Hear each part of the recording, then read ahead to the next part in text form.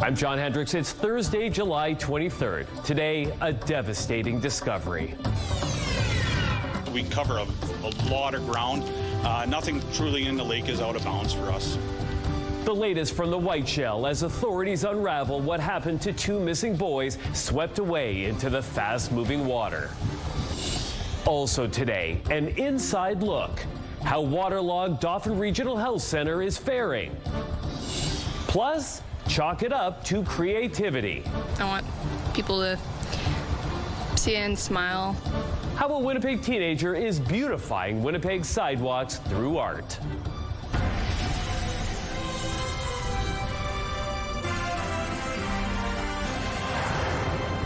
Good afternoon. Thanks for joining us. Marilee is away. There's a devastating update to share with you about the story of two missing brothers swept into fast-moving water at a Manitoba provincial park. The body of 10-year-old Maximo O. Ramirez has been found, but his brother Aaron is still missing. Joining me now live is CTV's Taylor Brock. So Taylor, where was he found? Near the shore, John. Police say Maximo was located about 300 yards from Sturgeon Falls. He was discovered by boaters near the shore of Newton-Mick Lake yesterday evening in the Whiteshell Provincial Park. The brothers were swept into the rapids on Saturday. Police believe Maximo fell into the water first and Aaron went in to save him. The boys went under the water and didn't resurface.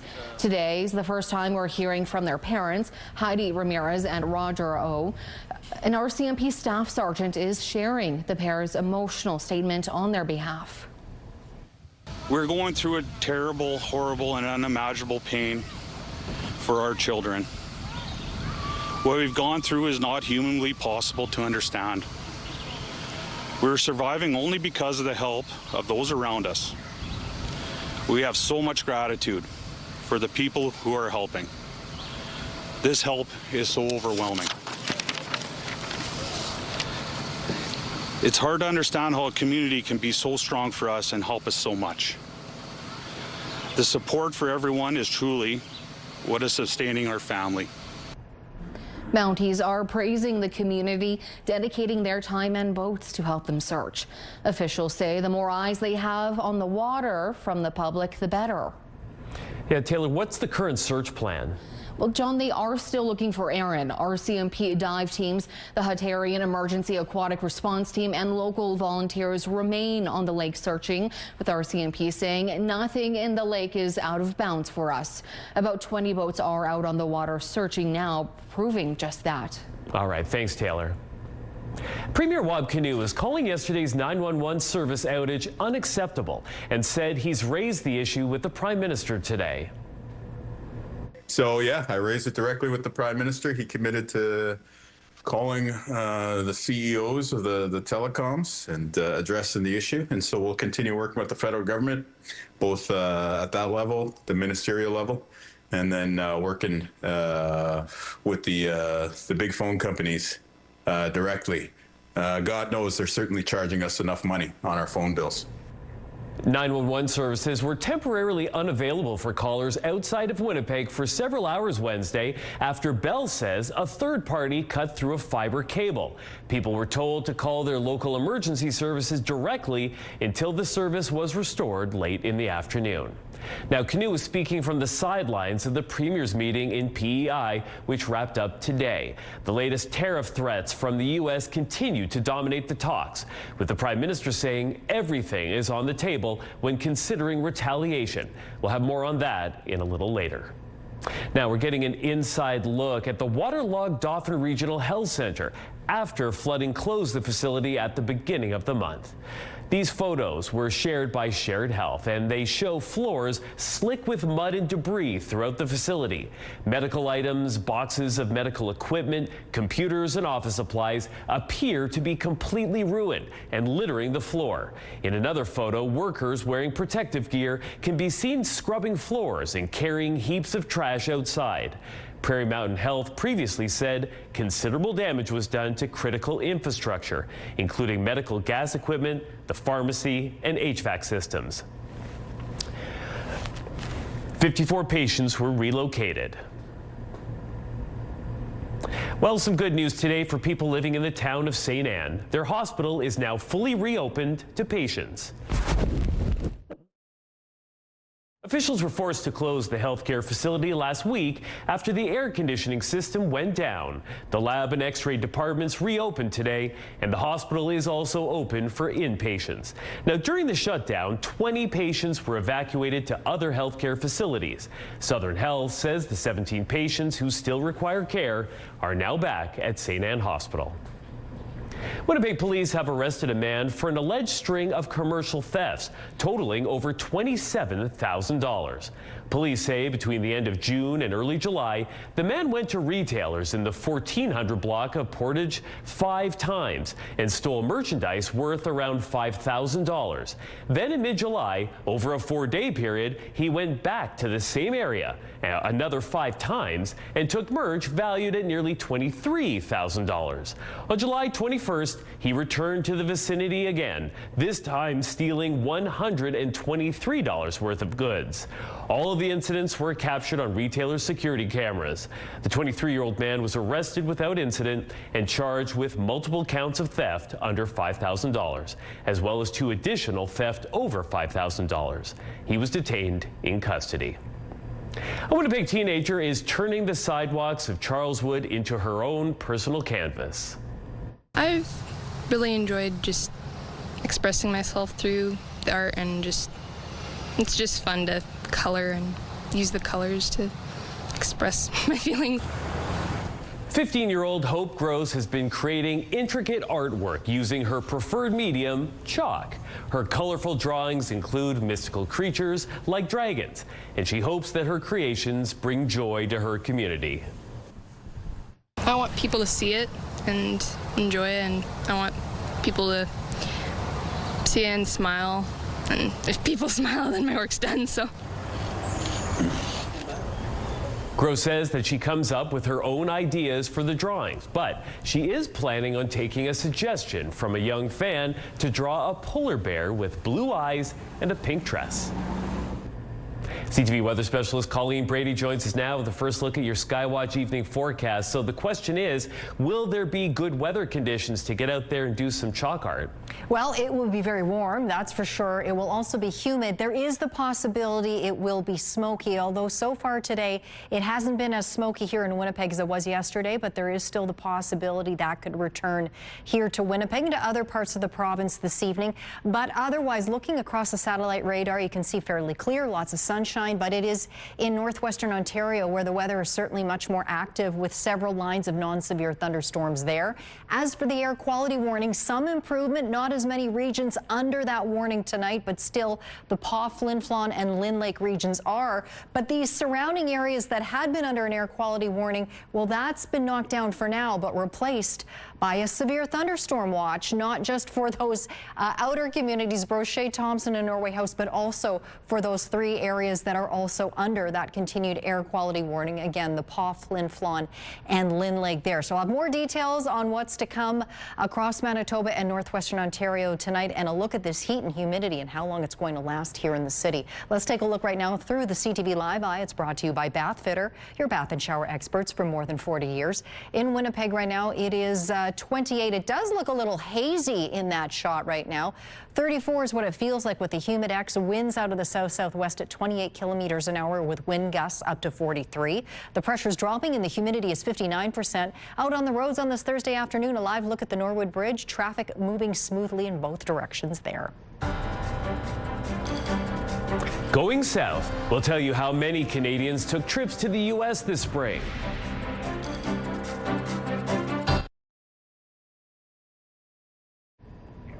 Oil prices shot up today with another twist in the supply route coming out of the Middle East. BNN Bloomberg's Marella Fernandez has more. Houthi militants say they attacked 2 Saudi tankers in the Red Sea. The Red Sea shipping route was Saudi Arabia's detour, with the Strait of Hormuz paralyzed.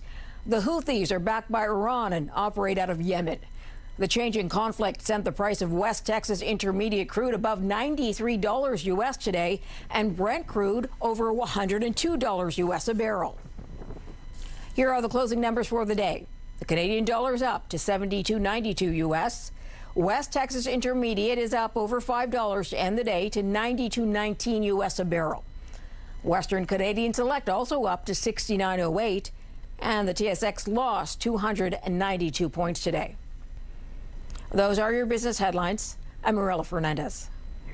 A step in the right direction. That's what the Manitoba government is calling a policy change made by Empire Company.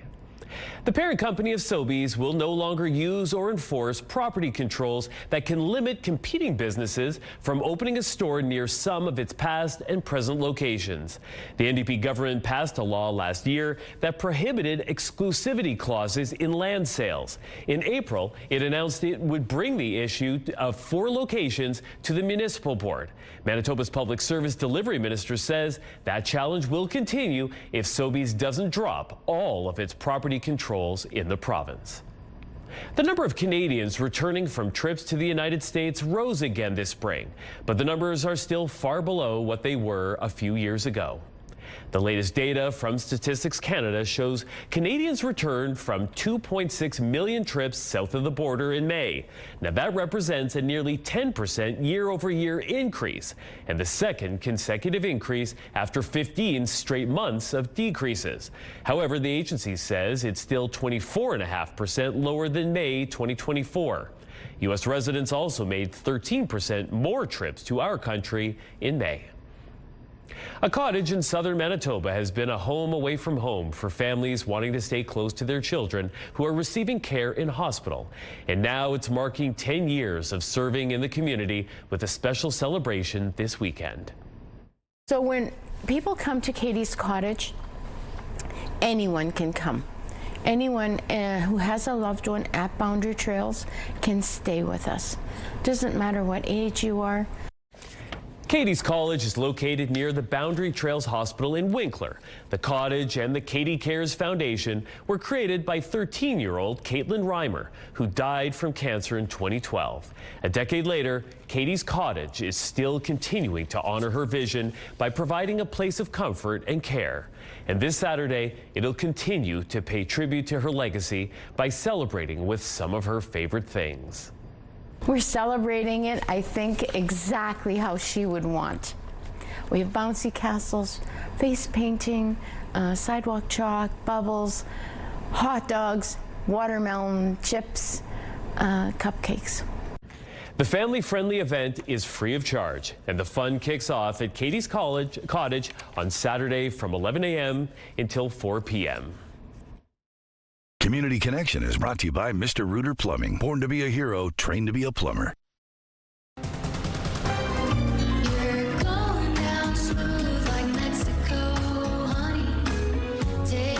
country superstar is giving us her first look at her new music video, and she's got Mexico on her mind. Those danceable details coming up next in Spotlight. You got me shaking.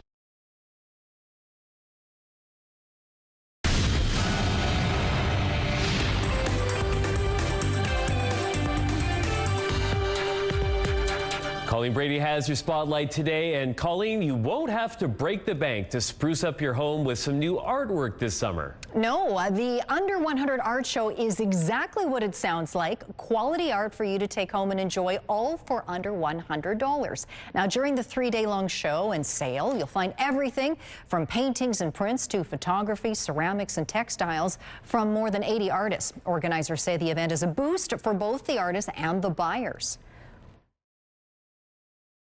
The idea is that what artists will lose in discounting the large pieces that they bring to the show, they'll make up for in volume of smaller pieces, regular priced items, prints, that type of thing. So artists tend to do very well at the show just from the mass amounts of arts that they're selling.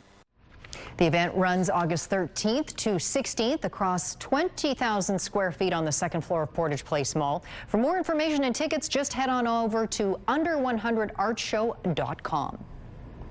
Well, you can experience all that rural Manitoba has to offer this week. That's right. The Manitoba Threshermen's Reunion and Stampede is back in action. The festival in Austin kicked off today and runs right through until Sunday. You'll find vintage farm equipment, live music, heavy horse shows, machinery demonstrations, and an outdoor trade show, children's activities, and much more. Tickets are available at the gate. Well, some sad news coming out of the entertainment world. That's right. Canadian jazz giant Oliver Jones has died. Montreal-born pianist earned international recognition and captivated audiences over an 8-decade career. He collected 11 Junos and inspired generations of musicians. Oliver Jones was 91.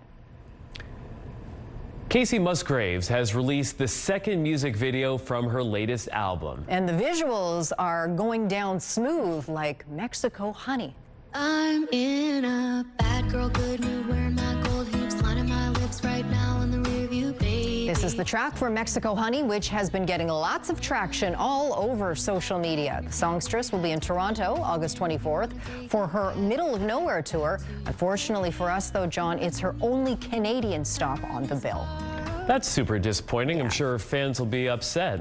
Absolutely. Maybe next time, I guess. Maybe next time. All right. Thanks so much, Colleen. You're welcome. Coming up tonight on your primetime lineup, The Big Bang Theory is on at 7. Children Ruin Everything starts at 8. And Traders Canada is on at 9. It's all right here tonight on CTV. A live look down at Portage in Maine. Now, it looks like just be cautious there. You see that Portage Avenue East. There is a barricade, at least in the curb lane. It had been closed earlier along that stretch from Maine to Westbrook, but it looks like we've got one lane back in action there. Otherwise, you can see it's quite busy in the city. I'll have your full forecast coming up.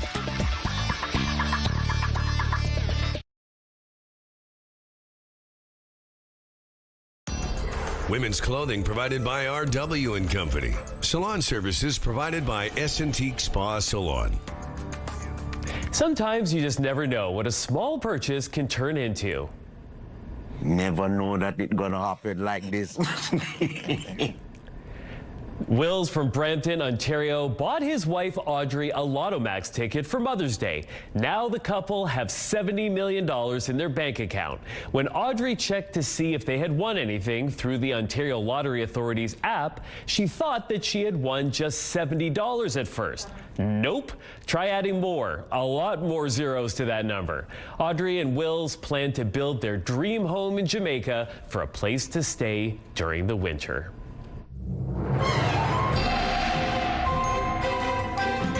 CTV Skywatch weather brought to you by South Beach Casino and Resort. Visit southbeachcasino.ca.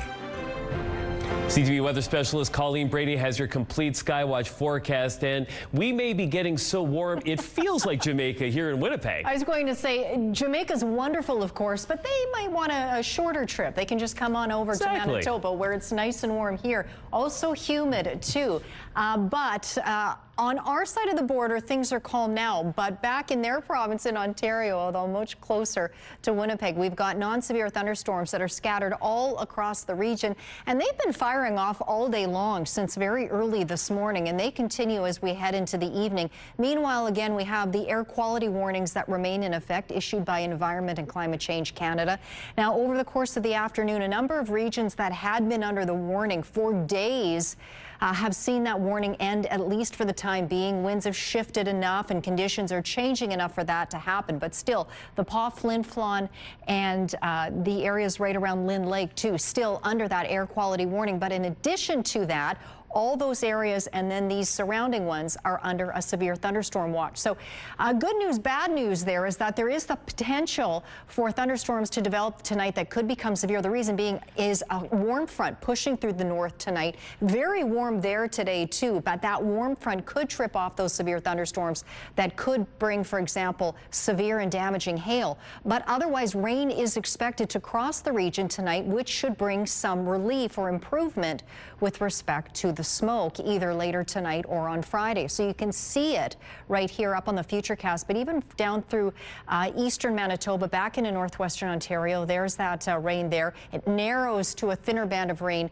as we get later on into the night. Meanwhile, the rain will intensify back across the north through the overnight. Meanwhile, down here in the south, quiet, relatively speaking, until we get to Friday morning. That's when we could see thunderstorms as early as tomorrow morning here in Winnipeg and the Red River Valley. It's not a certainty, but the forecast model's averaging about 60-70% chance that we'll see that happen. We get into the latter hours of Friday night. You can see that precipitation really focuses on northwestern Ontario and maybe just clipping us back here in the southeast corner of our province here. Then we get into Saturday. It will be sunny. It will be very warm. We're talking temperatures close to 30 degrees again across the south. Now for tonight, not much relief from today's heat, an overnight low of 20 degrees.